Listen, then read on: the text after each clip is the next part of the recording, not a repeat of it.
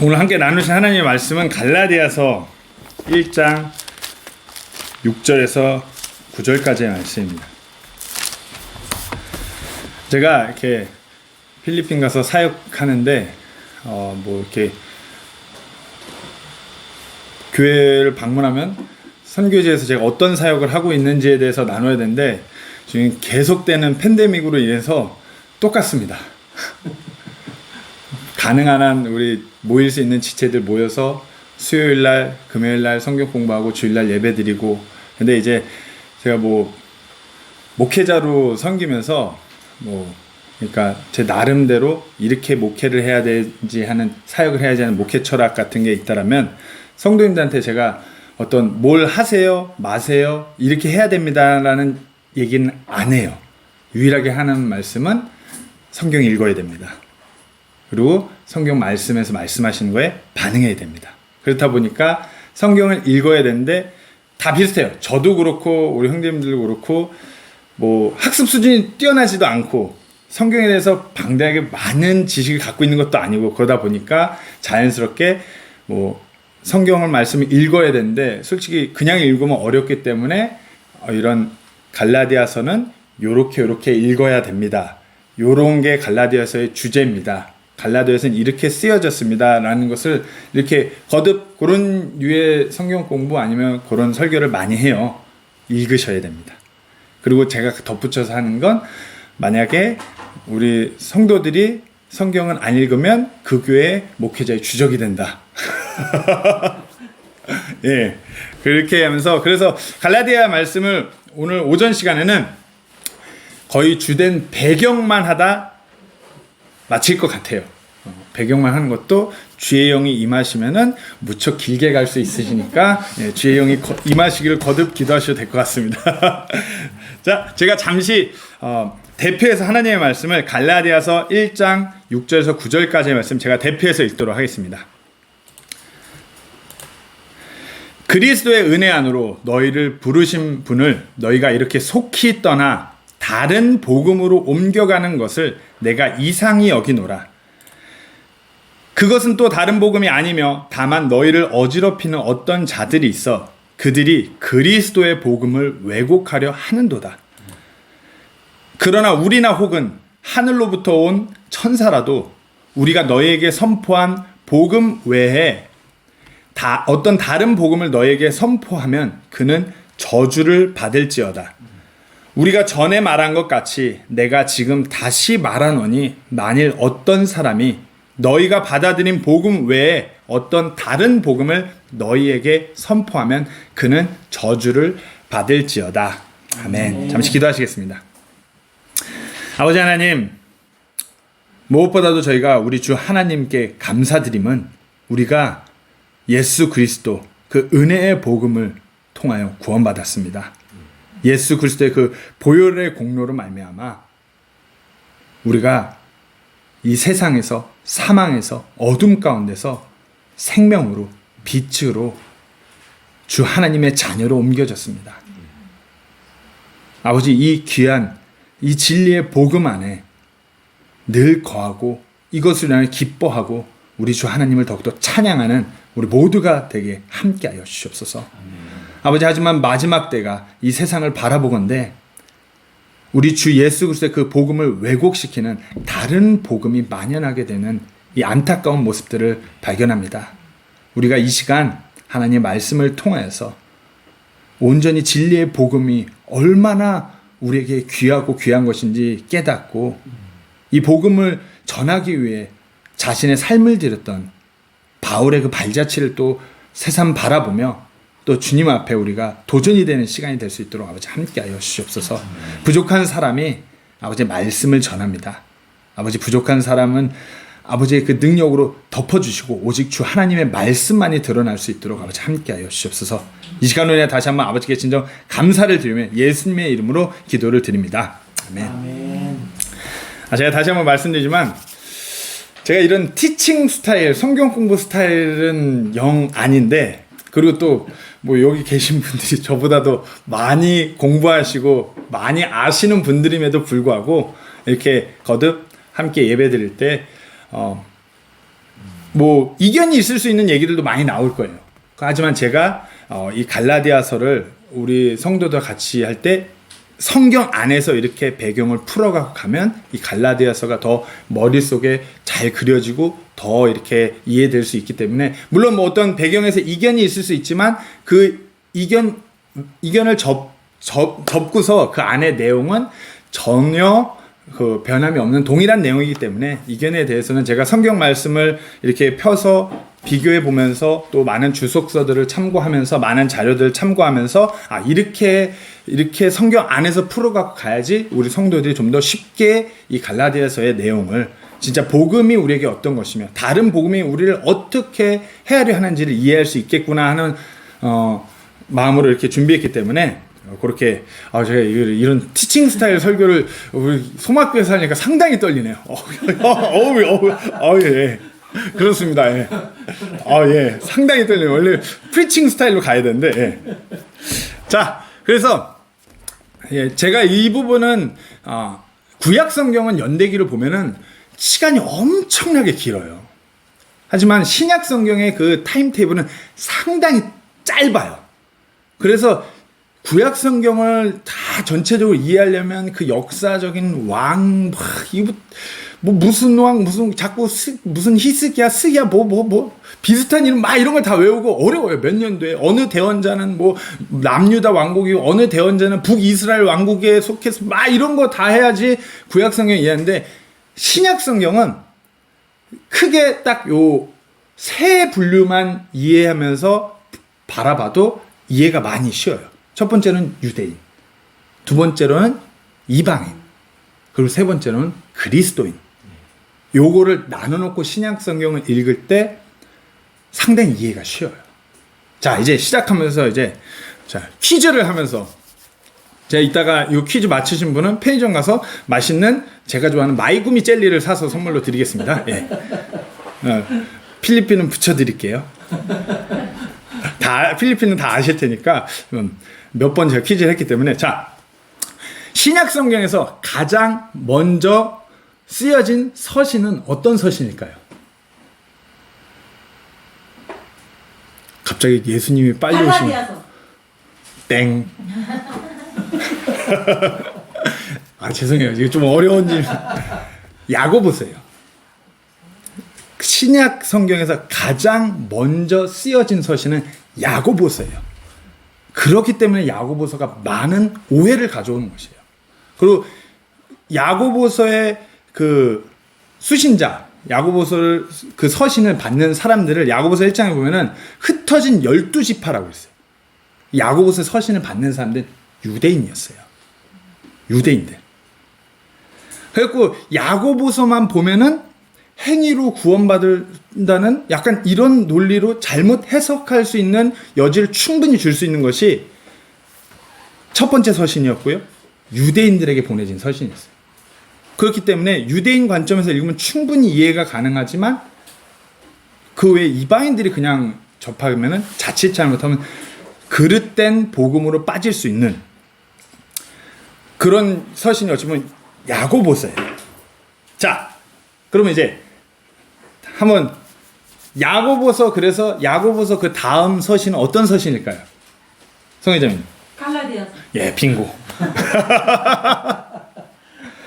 자, 그리고 갈라디아서에 대해 제가 좀 더 첨언을 하자면, 갈라디아서는 첫 번째로 어찌 보면 이방인들에게, 이방인 지역에게로 쓰여진 서신이에요.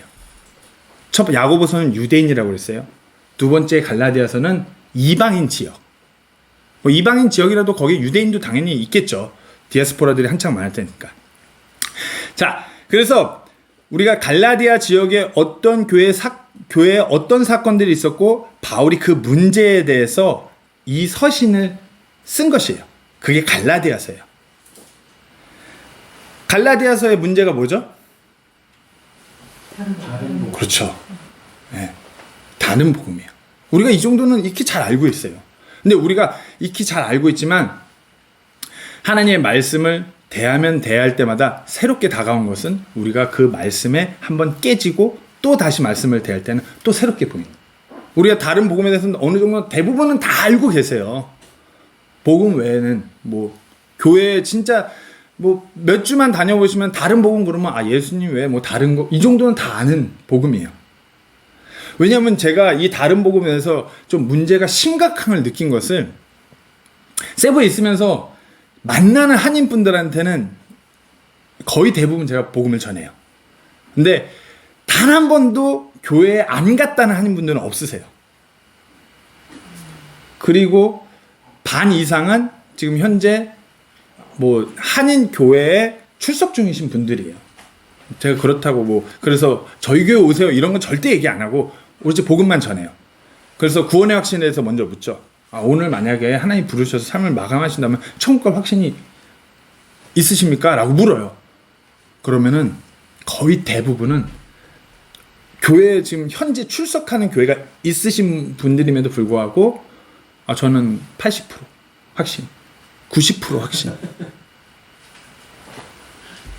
아니면 교회 안 다니신 분들도 이전엔 교회에 다니셨었어요.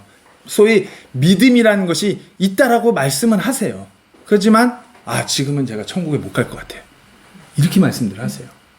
그 심지어는 교회에 거듭 방문하시고 저를 만나서 제가 계속 복음을 전하는데도 받아들이질 못하세요. 왜? 내 삶이 지금 이 지경인데 제가 어떻게 감히 천국에 갈 수 있겠습니까? 다 그렇죠. 그 옥사님 성경 말씀에서 로마서에서 그렇죠. 그럼에도 불구하고 받아들이지 못하세요. 지금 내 삶이 아니기 때문에. 성경에 그런 건 있지도 않음에도 불구하고 이미 깊숙이 자리 잡고 계세요. 어떤 다른 무언가가. 아니면 뭐 천주교 현지인들을 만나도 안 되는 영어로 복음을 전해요. 그러면 대부분 공통점이 천주교 사람들은 잘 받아들여요. 순종적이에요. 그리고 또 패스터라고 그러니까 되게 무슨 신부들처럼 거룩한 존재 마냥 되게 그렇게 귀하게 바라봐요. 그러니까 얘기하면 다 그렇죠 그렇죠. 지적인 동의는 해요. 하지만 그들의 삶을 들여다보고 교제해보면 그 안에 동의는 했지만 어떤 천주교 안에 깊숙이 자리 잡고 있는 필리핀은 국교가 천주교이기 때문에 그 어떤 행위적인 것이 그들 안에 깊게 자리 잡고 있어서 이렇게 살아야 천국 간다라는 그런 삶을 살아가는 걸 보게 돼요. 두 분류의 공통점은 복음 외에 다른 것으로 이미 깊숙이 자리 잡혀 있다라는 것이에요. 제가 오늘 엘리베이터 이렇게 누르려고 보니까 거기 하나 딱 써 있더라고요. 뭐죠? 복음이면 충분합니다. 그렇잖아요. 예수 그리스도 그 은혜의 복음이면 천국 가는 거 맞아요. 그거 끝이에요. 근데 그 외에 다른 무언가가 깊게 자리 잡고 있어요. 어떻게 된 건지 모르겠어요. 다 아니래요. 코로나 팬데믹 상황이 되면서 아이도 있고 이래서 교회에 못 나간 지 제가 벌써 1년 반이 됐어요. 이런 분들. 그러면 제가 어떻게 천국 가요? 이거 보면서 진짜 우리가 갈라디아서의 말씀을 다시 한번 깊게 들여다볼 필요가 있겠구나 하는 마음으로 제가 말씀을 준비했습니다. 뭐 천주교에 대해서 조금 더 나누면 필리핀 사람들은 정말 순수해서 그 자리에서 영접기도 하고 받아들이는 심지어 눈물까지 쏘는 사람들도 있어요. 하지만 그 필리핀 나라 안에 깊이 들어가 보면 천주교가 거의 400년이에요. 그리고 천주교도 우리가 생각하는 그런 천주교하고 또 틀려요. 교황은 완전 최고의 존재고 뭐 선한 일 그거는 신부가 말하는 대로 행하는 일 그게 선한 일. 그렇게 해야지. 신부를 잘 먹여 살리고 천주교 성당에 어떤 헌금도 잘 해야지 자기들이 이렇게 천국 갈 수 있다라고 그렇게 여겨요. 참 순수한 사람들이에요. 지금 이 민족성이 어느 정도 순수하면은 백신 맞으면은 좀비가 되어서 천국 못 간다는 소문이 돌았고 백신을 안 맞았고 문제예요. 이 정도로 필리핀 순수한. 그러니 어떻겠어요? 다른 복음이 깊게 자리 잡고 있어요. 천주교 말고 교회에 와서도 목회자들이 이 성도들을 치리하기 편한 거는 이렇게 해서 천국 못 간다. 구원은 이로 가야 된다. 이렇게 하면 안 돼. 그러면 그 순수한 필리핀 성도들은 완전히 천주교에서 신부를 따르는 것보다 더 철저하게 따라가요. 심각한 문제예요. 제가 그래서 이 다른 복음의 심각성 때문에 갈라디아서를 그렇게 더 깊게, 또 제가 개인적으로 읽으면서 배경에 대해 공부하면서 이 바울의 발자취를 따라가면서 제 개인적으로 너무 도전이 되고 은혜가 되었습니다. 그래서 동일한 은혜와 그 도전이 우리 소막교회 성도님, 또 우리 세부 침례교회 성도님들한테 임할 줄을 믿습니다. 본문의 내용은 이렇습니다. 너희들은 하나님의 그 1절에서 보면 바울은 너희들은 하나님의 은혜를 접했고 너희들은 이 복음, 이 진리를 받아들였다. 그리고 그것이 정말 하나님의 은혜의 역사로 받아들였고 심지어 그것을 듣는 것조차도 하나님의 공로로 여겼던 것이 너희들이다 라고 그렇게 말하는 것이에요. 그리고 바울이 내가 떠난 뒤에 이제 이 부분은 사도행전 14장 15장 내용과도 비슷해요.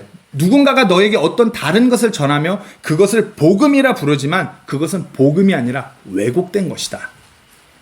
만일 우리같이 복음을 전하는 자들이나 혹은 천사를 포함해서 누군가가 다른 것을 너에게 전한다면 그 사람은 저주받아야 된다. 이것이 오늘 본문의 내용이에요. 갈라디아 교회의 가장 큰 이슈이자 문제, 다른 복음. 이것은 사도행전 15장 1절에 나와 있어요. 제가 읽겠습니다. 어떤 사람들이 유대로부터 내려와 형제들을 가르치며, 갈라디아 지역에 와서 유대로부터 내려온 형제들이에요. 너희가 모세의 관례대로 할례를 받지 아니하면 능히 구원을 받지 못하리라 하니, 이것이 어찌 보면 갈라디아 서신에 나오는 다른 복음이에요. 전반적인 부분이 이 다른 복음의 문제로 인한 그 문제에 대해서 다루는 것이 갈라디아 서신이고요. 자, 그러면 이제 집중적으로 좀 더 그 배경에 대해서 나가겠습니다. 갈라디아 교회는 지역으로 보면은 바울이 안디옥에서 파송을 받아요. 이 초록색 보이시죠?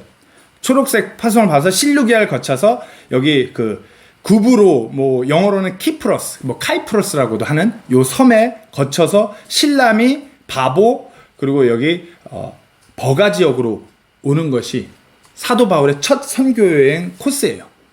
즉 다시 말해서 갈라디아 서신을 수신하는 이 갈라디아 교회는 사도 바울의 초기 사역지예요. 자, 다시 사도행전 바울이 파송받을 때를 읽어보시면 사도행전 13장 2절 3절 말씀에 그들이 주를 섬기며 금식할 때 성령님께서 이르시되 내가 바나바와 사울을 불러서 시킬 일을 위해 그들을 내게로 구별하라 하시니 그들이 금식하며 기도하고 두 사람에게 안수한 뒤 그들을 보내니라. 이렇게 보내갖고 안디옥에서 떠나갖고 실루기아를 시작으로 이제 키프로스 섬에서 실라미, 바보, 버가 이 남갈라디아 지역으로 이르게 된 것이에요. 자, 바울이 안디옥에 출발하여서 첫 번째로 도착한 섬은, 배를 타고 떠나서 도착한 섬은 키프로스 섬이에요.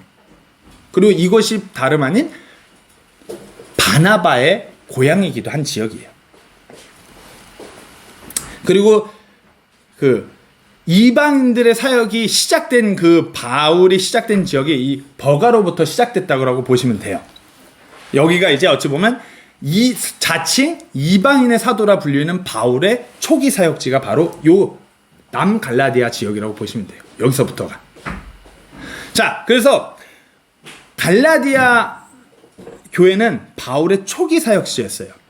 그리고 여기서 우리가 바라봐야 되는 것이 바울 진짜 안녕하세요. 예. 바나바 중심 사역에서 바울 중심으로 바뀌는 사역의 전환점도 여기서부터예요.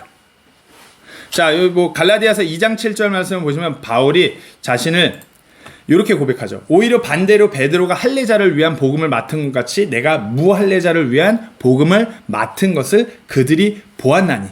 즉 베드로는 할례자 유대인들을 향해 복음을 전했고 바울은 무할례자를 향해 복음을 전했다. 이방인들을 향해 복음을 전했다고 말하는 것이에요. 이방인들 지역은 요 키프로스 섬에서 버가를 다시 지도를 보고 요 구브로 섬, 키프로스 섬에서 떠나갔고 요 버가에 도착하면서부터는 본격적인 이방인 지역이에요.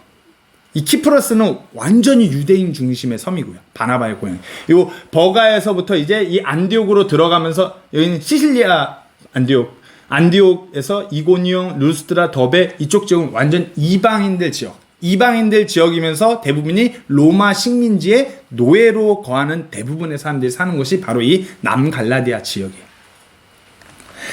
자, 여기서 이제 보시면은 사도행전 13장 요 초반부를 보시면은 바나바하고 사울을 불러서 보낼 때는 바나바 중심의 사역이에요. 내가 바나바와 사울을 불러서 그가 바나바와 사울을 불러 하나님의 말씀을 듣고자 하더라. 왜 그럴까요? 이때까지는? 바나바가 우선이니까. 그렇죠. 바나바가 우선이죠. 왜 바나바가 우선이죠? 이때까지는 이들의 말씀을 선포하는 대상의 대부분의 타겟이 유대인들이었어요. 그러니까 바울이 말하는 것이 베드로는 할례자의 사도고 나는 무할례자, 이방인들. 그러면서 이제 다시 바울과 그 일행이 그 바울 중심으로 바뀌기 시작해요. 이제 보시면은 13절부터 보면 이제 바울과 그의 일행이 바보에서 배를 타고 떠나 밤빌리아 버가에 이르렀을 때 요한은 그들을 떠나 예루살렘으로 돌아가니라. 바울 중심으로 이름도 사울에서 바울로 바뀌어요. 이때부터 이제 어찌 보면 유대인들의 향한 그 은혜의 복음을 선포하는 그 선교에서 이방인들을 향해서 은혜의 복음을 선포하는 이방인 교회의 그 개척이 시작되는 시점이라고 보시면 돼요. 그때부터 이름이 사울이라는 히브리어로 가장 큰 자, 하지만 헬라어 이름 바울, 가장 작은 자의 이름으로 바뀌면서 그리고 위치가 바뀌어요. 바울 중심으로. 바울과 바나바예요. 이때부터는. 바울이 먼저 나와요. 그렇게 누가는 소개하고 있는 것이에요. 바울이 이방인 선교를 시작한 지역이 바로 이 지역. 자, 여기서 우리가 많은 오해를 하는 것이 여기 기록을 보면은 바울이 이 갈라디아 지역에서 사역할 때 어떠한 고생을 하고 어떤 고난을 당했다는 기록이 없어요. 그래서 제가 드리는 질문은 그러면 바울이 이 갈라디아 지역에서 복음을 선포하고 교회를 개척할 때 소위 뭐 사도행전 2장 오순절 사건처럼 갑자기 많은 사람들이 회개하며 주께 돌아서며 놀라운 일들이 일어났을까요? 이 그 첫 이방인 선교에 접해가는 그 과정, 1년의 과정 가운데서 그 걸음걸음 바나바와 함께 바나바의 고향에 가서 회당에 가서 은혜의 복음을 선포하고 또 떠나고 이러면서 이제 남 갈라디아 지역에 들어서 또 이렇게 복음을 선포하고 이런 모든 첫 선교 여행의 과정이 오순절 사건처럼 그냥 전화한 대로 막 혼들이 막 그랬을까요? 요게 우리가 좀 집중해 봐야 돼요. 아시는 분들은 다 아시니까 씩 웃으시죠. 우리가 바울이 예수 그리스도를 증거함으로 인하여 그 삶에 엄청난 고난이 있었으면 익히 잘 알고 있어요. 하지만 바울이 그것을 뭐 자랑처럼 라떼는 말이야 내가 채찍질을 마흔에서 한 대 뺀 채찍질을 39대 채찍질 5번이나 맞고 막 이런 일 그렇게 하는 스타일이 아니잖아요. 그냥 고린도후서 11장의 기록밖에 없어요. 근데 고린도후서 11장의 기록을 자세히 한번 우리가 다시 한번 읽어볼게요. 고린도후서 11장 23절부터 27절까지의 기록을 제가 한번 천천히 읽어보는데 잘 들어보세요. 그들이 그리스도의 사역자냐 내가 어리석은 자처럼 말하거니와 이런 얘기를 하는 것을 바울은 어리석은 자처럼 생각하는 거예요. 근데 어리석은 자처럼 말하거니와 나는 더욱 그러하도다. 내가 수고를 더욱 넘치도록 하고 매도 지나치게 맞고 감옥에도 더 자주 갇히고 여러 번 죽을 뻔 하였으니 내가 유대인들로부터 40에서 하나 뺀 매를 5번 맞았으면 이건 태형이죠. 채찍질. 3번 몽둥이로 맞고 1번 돌로 맞고 3번 파선을 당하여 한 밤과 한 낮을 기품 속에 있었으며 자주 여행하면서 물들의 위험과 강도들의 위험과 내 동포로 인한 위험과 이교도들로 인한 위험과 도시에서의 위험과 광야에서의 위험과 바다에서의 위험과 거짓 형제들 가운데서의 위험을 당하였고 또 지치고 아프고 여러 번 밤을 새우고 굶주리고 목마르고 여러 번 금식하고 추위를 당하고 헐벗었노라. 이 고린도후서는 우리가 잘 알고 있지만 3차 선교 여행 중에 기록됐어요. 그럼 이 대부분의 바울이 당한 이 고난은 언제쯤이었을까요? 우리가 이걸 추측해 봐야 돼요. 근데 고린도후서에서 여기서 거듭 얘기하는데 바울이 뭐라고 하죠? 내 형제, 내 친족, 거짓 형제, 유대인들, 이방인들에서 한 번 언급해요. 거의 대부분이 자기 형제들로부터 당한 거예요. 유대인들로부터. 이건 우리가 더 나아가서 말씀드렸듯이 신약 성경의 그 타임 연대기는 짧아요. 예수님의 십자가에 못 박았던 무리가 누구죠? 유대인들이에요. 그리고 시간이 그렇게 몇백 년이 흐르지 않았어요. 그러고 나서 이제 바나바 고향인 그 키프로스 회당에 와서 바나바와 함께 바울이 와요. 그러니까 당연히 키프로스의 그 바나바를 아는 사람들, 저 사람이 그 사울이래. 엄청난 학식 같은 사울이래. 회당에서, 우리 사울 형제 바나바와 함께 왔으니 한 말씀 해 주십시오. 이러면서 사울이 입을 열어서 은혜의 복음을, 예수 그리스도를 선포하면 어떻게 됐을까요? 이걸 우리가 집중해 봐야 돼요. 갈라디아서에 대한 오해는 사도 바울 초기 사역 가운데 고난에 대한 기록이 없다 보니까 갈라디아 지역의 교회 이 사역들이 이 과정이 쉽게 잘 흘러갔을 거라고 오해하시는데, 제가 봤을 때는 사도 바울의 가장 큰 고난과 고초, 그 힘든 사역을 끌고 왔던 데는 바로 이 시점이에요. 첫 선교여행 때. 아마 갈라디아 지역 도착하기 전에 반송장이 돼서 도착했을 거라고 저는 그렇게 추측을 해요. 키프로스에서만 한 번 복음 전한 거 아니에요. 회당에 들어가서 예수 그리스도의 그 은혜의 복음을 선포하자마자 예수님의 십자가에 못 박았던 그 유대인 무리들이 어떻게 했을까요? 난리 나는 일이에요. 유대인들은 지금 로마 황제를 섬기는 무리들이에요. 대제사장도 로마 황제에게 세금을 바치면서 이렇게 그 사회하고 장인이 겸임을 하는 대제사장 제도를 할 그 유대인의 종교 지도자 시스템이에요. 근데 그 회당에 들어와서 우리 주는 이 로마 황제가 아니라 예수 그리스도라는 그 은혜의 복음을 선포하니 유대인들이 난리가 나는 거예요. 당장 죽이는 모양새를 취해야 되는 거예요. 제가 봤을 때는 키프로스 섬에서 못해도 2번은 태형을 당했을 것 같아요. 그리고 그 다음번에는 이제 태형을 당하려고 이제 채찍질 하려고 옷을 뜯었는데 이거 뭐야? 이미 반송장인 거예요. 그럼 어떻게 해? 몽둥이로 때려야 돼. 아니면 돌로 때리든가. 바울의 고난은 이 시점이 가장 큰 고난이 있었을 때예요. 3차 선교여행 때 기록한 거예요. 1차나 2차 때인데. 그리고 우리가 그렇잖아요. 처음 겪는 고난이 가장 아프고 힘든 고난이에요. 군대에서도 가장 힘든 시기가 하면은 훈련소 때가 가장 힘들어요.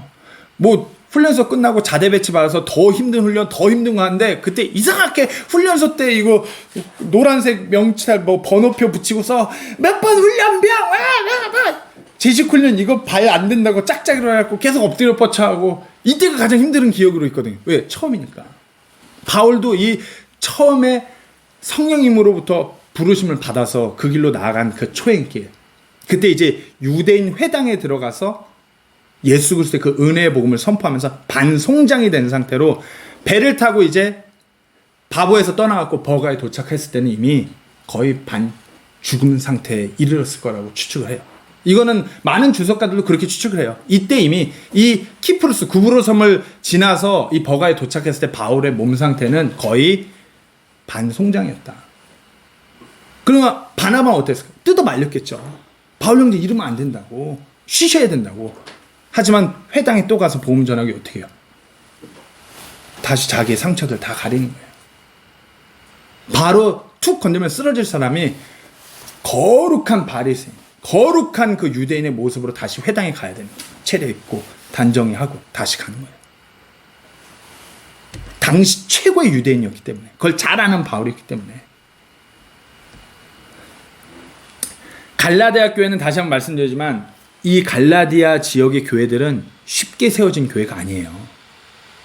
죽음의 문턱을 몇 번 넘나들면서 바울이 은혜의 복음을 선포함으로 세워진 교회가 바로 이 갈라디아 지역의 교회인 것이에요. 자, 제가 요 연대기표를 보여드릴게요. 요거는 좀 이견이 있을 수 있어요. 다시 말씀드리지만. 하지만 제가 성경을 이렇게 비교해보면서 읽었을 때, 성경적으로 이렇게 봤을 때 가장 이렇게 이해하면 더 쉽겠구나. 그리고 제 개인적으로도 요 연대기가 맞다라고 생각하기 때문에 이렇게 표를 정리한 겁니다. 사복음서는 내용은 이 뭐 야고보서, 갈라디아서 이전의 내용이지만 기록 연대기 자체는 뒤에요. 그러니까 이제 사복음서는 요때 당시 없던 서신이에요. 그리고 야고보서가 쓰여졌어요. 그 다음에 갈라디아서. 자, 그리고 보시면은 누가가 언제부터 합류했죠? 누가는 16장에서부터 합류해요. 16장에서부터. 그래서 사도행전을 깊이 읽어보면 바울의 그 고초에 대해서는 16장 이전까지는 기록이 없어요. 누가가 옆에서 지켜봤을 때부터 이제 기록이 돼요. 그렇다면 여기서 누가는 그러면은 이 사도행전 앞부분의 기록들을 누구한테 들었을까요? 누가가 왔을 때 바울하고 함께하고 있는 디모데하고 실라를 통해 들은 것이에요. 자, 그러면 디모데하고 실라를 통해서 듣는데, 디모데는 그 아버지가 그리스인 이방인이긴 하지만 어쨌든 엄격한 유대인 어머니와 할머니로부터 자란 유대인의 피가 흐르는 디모데고, 실라는 유대인이에요. 그럼 바울이 이들한테 자기가 그 유대인으로서 유대인들의 회당에서 복음을 선포하면서 그런 고초당한 그런 디테일한 얘기를 했을까요? 안 했을까요? 유대인의 사고는 이와 같이 누군가로부터 매를 맞고 질병이나 이런 걸 당하면은 하나님의 진노가 쏟아졌다고 생각하는 유대인들의 사고가 있어요. 그렇기 때문에 바울은 그런 얘기를 디모데 신라한테 하지 않고 그저 사역의 일련의 과정들만 얘기했을 거예요. 그러면 누가는 디모데와 신라를 통해서 이 사도행전 1년의 초기 바울의 사역에 관해서 그렇게 듣고 15장까지 기록을 한 것이에요. 그러고서 누가가 합류하고 난 뒤 16장에서부터는 바울의 고초를 누가가 디테일하게 기록해요. 감옥에서 매를 어떻게 맞았으며 뭐 이런 거. 그 전까지는 그런 게 전혀 없거든요. 그러니까 마치 갈라디아 교회가 너무 쉽게 세워진 일들로 오해하기가 쉬워요. 한번 그 유대인들의 이 마인드를 보면은 출애굽기 15장 26절에 보면은 그 뒷부분에 이 질병 중 하나도 너에게 내리지 아니하니 나는 너를 치유하는 주니라 하시니라. 하나님부터 혼나면은 뭐 병이 오고, 심지어 욥기에도 그렇게 쓰여있죠. 욥기 34장 31절 31절 하나님께 이렇게 아뢰미 참으로 합당하니 곧 내가 징계를 받았사온즉 다시는 죄짓지 아니하겠나이다. 내가 보지 못하는 것을 주께서 내게 가르쳐서 내게 불법을 행하였을지라도 다시는 아니하겠나이다 하는 것이야. 질병이나 병이나 아픔이나 고통은 죄 때문이에요. 하나님의 진노를 받는다고 착각해요. 그러니까 유대인들에게는 바울이 이것을 오픈할 수가 없는 것이에요. 매번 회당에 갈 때마다 자기의 몸을 다 가려요. 고통의 흔적들을. 그리고 그때는 그렇게 했고 다른 유대인들에게는 섣불리 얘기할 수가 없는 것이에요. 죄받았다라고 생각할 수도 있기 때문에. 바울이 그것을 어리석은 자처럼 그걸 얘기하는 스타일의 사람도 아니고, 그러니까 바울의 그 고난의 흔적이 없다라는 것이에요. 엄청난 고난을 당하는 것이에요. 한번 생각해보세요. 피범벅이 된 몸을 이미 키프로스에서 한번 회당에서 전하고 죽도록 맞아갖고 피범벅이 됐는데 그 몸을 다시 가리는 것이에요. 또 다른 유대인의 회당에 가서 은혜의 복음을 선포해야 되니까 또 복음을 전하고 또 두드려 맞아요. 저는 이때 파선도 한번 당했을 거라고 생각해요. 파선이 된 상태로 버가에 이르러요. 아직까지는 버가도 유대인이 많은 지역이에요. 또 회당에 들어가요. 예수 그리스도 선포해요. 이미 반송장이니까 그래도 또 두드려 맞았겠죠. 그렇게 이제 본격적인 갈라디아 지역으로 넘어와요. 이방인들의 지역으로. 거기서부터는 몸을 가릴 필요는 없었겠지만 이미 숨이 붙어있는 것 자체가 기적인 상태로 들어서는 거예요. 그러니까 마가가 어디야 버가에 도착했을 때 네, 바울이 떠나는 거. 그렇죠. 왜냐하면 마가가 옆에서 봤는데 이거 정말 독실한 집안의 아들이니까 사역자는 아니지만 이 사역 예수 그리스도의 은혜의 복음을 선포하는 이 두 형제를 섬기고자 쫓아 나섰는데 따라 나서긴 했는데 이거는 뭐 감당할 수 있는 수준이 아닌 거예요. 어린 청년이. 그러니까 버가에 도착하자마자 빽하는 거예요. 저는 그렇게 봐요. 뭐 많은 사람들이 뭐 마가를 뭐 근데 소위 마가의 다락방이라고도 얘기하잖아요. 그런 형제가 아니었단 말이에요. 그 성령님으로 부르심을 받은 두 형제의 그 사역을 돕고자 쫓아 나섰는데 이거는 감당할 수가 없는 거예요. 자기 형제들로부터 그렇게 당하니. 자, 그 첫 번째 오해예요. 그러면 두 번째 오해는 말씀드린 부분이 그 구절이 있긴 있어요. 바로 여기 나와요. 아주 적절한 타이밍에 말씀하셨습니다. 그의 이름이 바보에서 배 타고 떠나 반빌리아의 버가에 이르렀을 때 마가 요한이에요. 마가 요한은 그들 떠나 예루살렘으로 자기 집으로 돌아간 거예요. 뭐 바나바 사울처럼 엄청나게 당하지 않았어도 그래도 옆에서 있다가 튕겨 나오는 돌이라도 몇 개 맞았겠죠. 엄청난 고난을 목격하고 이거는 아니게 돌아가는 거예요. 자, 이게 첫 번째 오해고요. 두 번째 오해 아닌 오해는 뭐냐면은 우리가 그 갈라디아서를 읽을 때 요걸 베이스로 깔고 읽으셔야 되는 게 이 갈라디아 서신이 수신될 때까지 교리적인 가르침이 부족한 시점이에요. 앞서 말씀드렸다시피 첫 번째 서신이 뭐였죠? 야고보서예요. 사복음서 빼고 야고보서만 읽으면 정말 오류에 빠지기 쉬워요. 행위를 너무 강조하니까. 그리고 다시 한번 보여드리면 사도행전 8장에서 12장 요 갈라디아서 이전까지 여기서부터 야고보서가 뭐 이것도 이견이 있어요. 야고보서를 누가 썼냐는 이견이 있는데 저는 예수님의 형제 야고보가 썼다는 게 가장 정확하다고 봐요. 그렇기 때문에 예루살렘 교회의 최고 어른의 위치에 위치한 거죠. 예수님의 형제. 그 야고보가 서신을 써요. 야, 흩어진 유대인들아, 그렇게 살면 안 되지. 너는 믿음이 있다면서 그렇게 살면 안 되지. 행위로 너희가 믿음이 살아있음을 증명해내야 돼. 막 이런 행위가 없는 믿음은 죽은 거야. 생명력이 없는 거야. 막 이런 서신이. 근데 이것들을 오해하는 유대인들. 왜? 교리적인 가르침이 전혀 없어요. 1차적으로 무슨 교리요? 구원의 교리. 그러니까 신약 성경에서 가장 구원의 교리를 정확하게 가르치는 서신서가 두 개죠. 뭐죠? 로마서, 갈라디아서. 그리고 로마서 이전에 갈라디아서가 있었어요. 왜? 야고보서의 이 교리적인 오류에 빠져갖고 이것을 잘못 가르치고 유대인들의 그 탐욕과 그 모든 것을 얽혀서 이것을 이상한 교리로 전하는 유대인 교사들이 만연했기 때문에 이게 갈라디아서의 문제이기도 하고요. 그래서 갈라디아서 3장 10절에서 11절에 바울이 갈라디아 교회에 이렇게 얘기하는 것이에요. 율법의 행위에 속한 자들은 다 저주 아래 있나니 기록된 바 율법책에 기록된 모든 것을 행하기 위하여 항상 그것들 가운데 거하지 아니하는 자는 다 저주받은 자니라 하였느니라. 11절에 그러나 하나님의 눈앞에서는 아무도 율법으로 의롭게 되지 못할 것이 분명하니 의인은 믿음으로 살리라 하였느니라. 그 어떤 누군가도 행위로 구원받을 수 없어요. 의인은 믿음으로, 오직 믿음으로 해요. 그리고 그 외의 것을 전하는 자들은 저주 아래 있다고 바울이 그렇게 얘기하는 것이에요. 이 오직 믿음으로라는 이 정확한 교리는 갈라디아서에서 시작된 것이에요.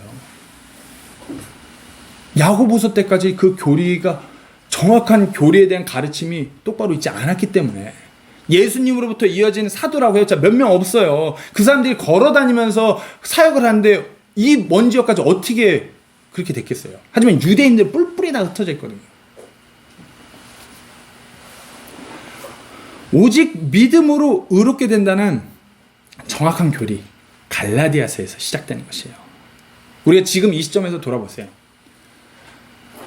너무나 많은 교회들이 잘못된 교리를 가르쳐요. 믿음 외에 무언가를 첨가하는 잘못된 이단 교리를 가르치는 교회 너무 많아요. 천주교도 그렇고요. 제7일 안식교도 그렇고요. 몰몬도 그렇고요. 믿음 위의 것을 자꾸 강조해요. 심지어는 교회 안에도 믿음 외의 것을 강조하는 목사님 너무 많아요. 왜? 그래야 성도들을 치리하기 쉬우니까. 자꾸 우리가 믿음으로 구원 받은 건데 구원을 이뤄가야 된다고. 계속 구원을 죽을 때까지 이뤄가라고. 이렇게 얘기해요. 아니죠. 바울은 빌립보서 2장 12절에 분명하게 말합니다. 그러므로 나의 사랑하는 자들아 너희가 항상 순종한 것 같이 내가 있을 때뿐 아니라 지금 내가 없을 때에도 더욱더 순종하여 두려움과 떨림으로 너희 자신의 구원을 일하여 드러내라. 여기서 영어로 보시면은 work out your own salvation이라고 그래요. work out. 자, 우리 운동 좀 하신 분들은 표현할 때 운동선수들이 운동한다고 할 때 트레이닝이라는 표현을 많이 써요. 그죠? 트레이닝이라는 표현을 많이 쓰는데 바디빌딩을 하는 선수들은 월크아웃이라는 표현을 써요. 여기서 두 단어의 차이가 있어요. 트레이닝은 보이지 않는 그 스킬들을 훈련하는 그것을 트레이닝이라고 그래요. 그래서 운동선수들은 그 트레이닝이라고 그래요. 보이지 않으니까. 근데 바디빌더들은 월크아웃이라고 그래요. 운동에서 표면적으로 드러내는 그 단어의 뜻이 틀린 것이에요. 월크아웃이에요.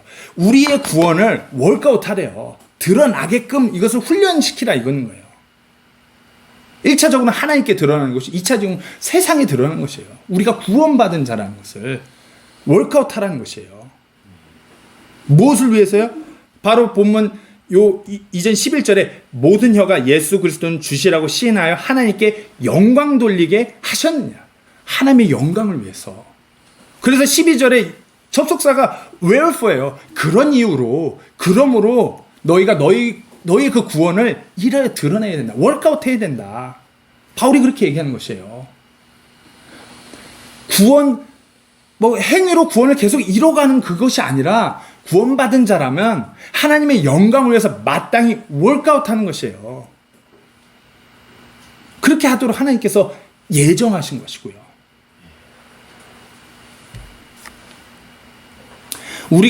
우리가 받은 구원, 우리가 갖고 있는 그 salvation, 구원을 이렇게 월크아웃 하는 것이에요. 매 순간 구원받은 나의 삶에서 그리스도인으로 말씀대로 살기 위해서 순간순간 고비고비마다 바울처럼 월크아웃 하는 것이에요. 바울은 그리한 것이에요. 어떠한 고난이 내가 예수 그리스도를 증거하는 그것 때문에 내 삶에 다가온다 하여도 나를 구원하신 그 예수 그리스도, 그 영광, 그 은혜의 복음을 전하는 그 일에 마땅히 자신을 월크아웃 한 것이에요. 곡소리가 나죠. 하지만 그와 같은 그 월크아웃이었지만 하나님께 드러났고 우리에게 드러난 것이에요. 여기서 저의 질문은 이렇습니다. 갈라디아서에는 다른 복음이 들어옴으로 해서 오직 믿음으로 의롭게 된다는 확실한 구원의 메시지를 전달해요. 우리는 다른 복음이 아니라 은혜의 복음을 손에 쥐고 있어요. 그리고 어떠한 행위로 구원이 이루어지는 것이 아니라 오직 믿음으로라는 것을 우리가 정확하게 알고 있어요. 그러면 이 빌립보서 바울의 고백처럼 우리가 그 믿음으로 구원받았는데 그 구원을 월크아웃하고 있냐? 이거예요. 제 질문이 이렇습니다. 내 삶에서 내가 진정 삶으로 그 구원을 일하여서 살아내므로 드러내고 있냐 이거예요. 구원받은 자의 삶을 살아가고 있냐 이거예요. 예수님을 닮아가는 그 삶 살아가고 있냐 이거예요. 어떤 지적인 동의로 입술로 고백하고 끄덕이는 영적 방인 같은 그런 삶을 살고 있다면 다시 한번 이 그리스도 은혜의 복음, 이 갈라디아서를 묵상하고 그 복음 안에 바로 서서 나아가야 되는 것이에요. 이 복음은 그냥 쉽게 선포되고 전해진 복음이 아니에요. 누군가가 월크아웃하면서 전한 그 복음인 것이에요. 제가 이 갈라디아서를 이렇게 파보면서 바울의 발자취를 따라가면서 부끄러웠어요. 팬데믹 상황에 반년 가족들하고 갈라져 있고 힘들죠. 저 너무 힘들었거든요. 집에 그냥 갈라져 있는 것뿐만 아니라 그 시기에 건장한 남자가 혼자 지내면 행여나 이상한 소문이 들까봐 행동 하나하나를 조심스럽게 무슨 수도승처럼 산책하고 운동하고 집 앞 밖에서 책만 보고 다시 성경 공부로 나왔다 집에 들어와 있고 집에 들어오면 아무도 없죠. 그러면은 쓸쓸하잖아요. 대화가 필요하잖아요. 그러면 헤이 구글 유튜브 뮤직에서 찬양 틀어줘.